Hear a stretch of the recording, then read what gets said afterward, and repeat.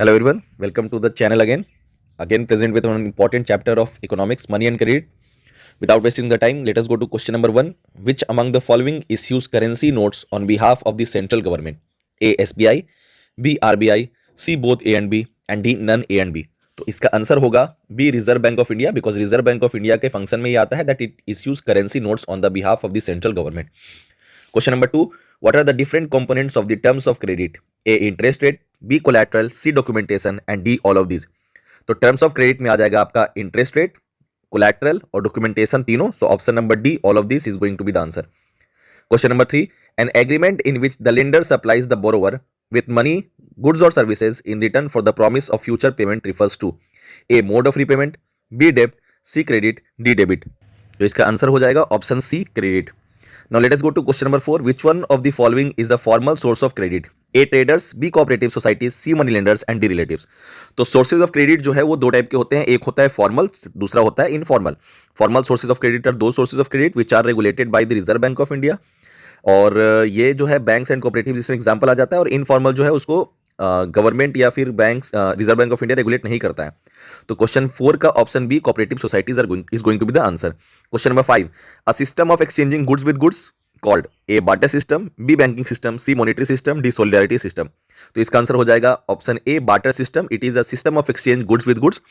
इसी में आता है डबल कोइंसिडेंस ऑफ वांट्स, जहां पर दोनों एग्री करते हैं एक दूसरे के प्रोडक्ट को बेचने के लिए और दोनों को एक दूसरे का प्रोडक्ट चाहिए होता है. That is called double coincidence of wants. Question number 6. What is meant by collateral? Option A it is the sum of total money borrowed.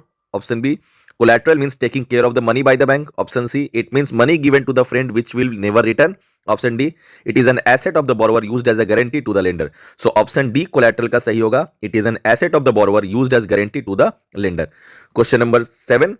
Which body supervises the functioning of formal sources of loans? अभी just हम लोग इसके बारे में पढ़े थे.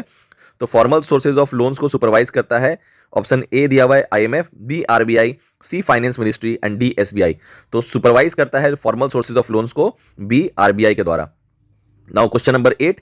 इन SHG most of the decision regarding loan activities are taken by A banks, B members, C non government organisations and D managers. तो SHG that stands for self help groups, जो 15 से 20 के आसपास में इनका नंबर्स होता है और 25 से लेकर के 100 कहीं कहीं ज्यादा भी होता है, वो मनी ये लोग इन्वेस्ट करते हैं और इसमें ज्यादातर जो डिसीजन लिया जाता है these are taken by the members of the SHG. So option B is going to be the correct answer.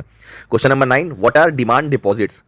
Option A loan given to the people by bank on demand. Option B money given to the bank by RBI on demand. Option C deposits in the bank account which can be withdrawn on demand. And option D interest given by the bank on the demand of the people.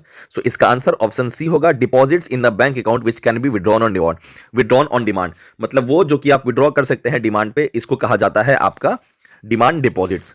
Now let us go to question number 10. What is a paper instructing the bank to pay a specific amount from the person's account to the person in whose name the dash is issued? A debit card, B credit card, C check and D ATM.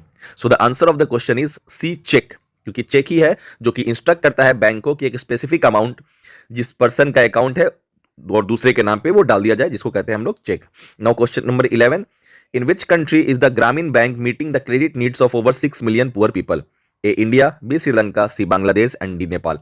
तो इसका answer हो जाएगा Bangladesh because in Bangladesh ग्रामीण bank was established जो कि credit देने का काम किया है 6 मिलियन पुअर पीपल को. और इसके जो फाउंडर थे वो थे मोहम्मद यूनुस, जिसको नोबेल का पीस प्राइज भी मिला था.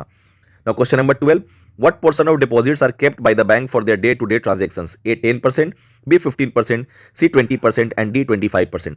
सो आंसर हो जाएगा इसका बी 15%. 15% जो है बैंक अपने पास डिपॉजिट रखता है डे टू डे ट्रांजैक्शंस के लिए. बाकी 85% का वो इस्तेमाल करता है to extend loans to the different people, different organisations, अलग अलग चीजों को लोन देने के लिए ये किया जाता है. Next question. Question number 13. Which one of the following is the main source of credit for rich households? A formal, B informal, C both A and B and D none A and B. तो इसका answer हो जाएगा formal, क्योंकि rich household जो है वो ज्यादातर अपने सोर्स ऑफ क्रेडिट जो है वो फॉर्मल से लेते हैं. आपके लिए क्वेश्चन है कि जो पुअर हाउसहोल्ड है उनका मेन सोर्स ऑफ क्रेडिट क्या है. ठीक है, ये आपके लिए क्वेश्चन है, इसका आंसर मुझे कमेंट बॉक्स में चाहिए. Now question number 14. What do the bank do with the deposits which they accept from the customers? A bank use their deposits for charity, B to extend loan, C to give payment to their employees and D to set more branches. तो इसका answer हो जाएगा option B, to extend loans, है ना। Bank जो है वो ज्यादातर जो उनके पास डिपॉजिट्स आता है उसका इस्तेमाल जो है वो एक्सटेंड करता है लोन, और जिसके थ्रू, और एक क्वेश्चन इसमें है, cheap and affordable credit plays an important role in the development of the nation.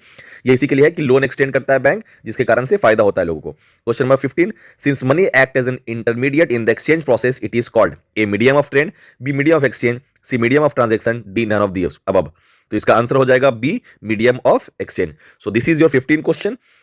इसको लिख लेंगे हम लोग, इसको याद कर लेंगे हम लोग, important questions in the back. Thank you very much for coming through all the questions. If you like the video, give a like, subscribe, comment करना है चैनल पे। Thank you very much.